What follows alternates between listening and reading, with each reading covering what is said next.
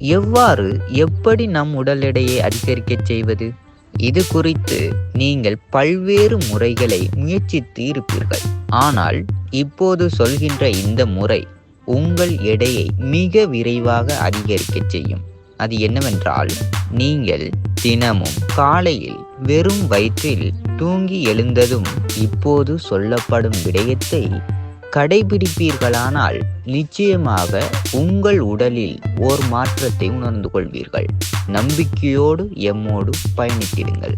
இந்த வழிமுறையை செய்வதற்கு உங்களுக்கு தேவையானது நெய் மாத்திரம். சுத்தமான நெய்யை எடுத்து கொண்ட பின்னர் அதனை ஓர் தேக்கரண்டி அளவு ஊற்றிக்கொள்ளுங்கள். சுத்தமான நெய்யை ஒரு தேக்கரண்டி அளவில் ஊற்றிக்கொண்டு அதே தேக்கரண்டியில் அந்த கரண்டியை நீங்கள் வெப்பமேற்ற வேண்டும்.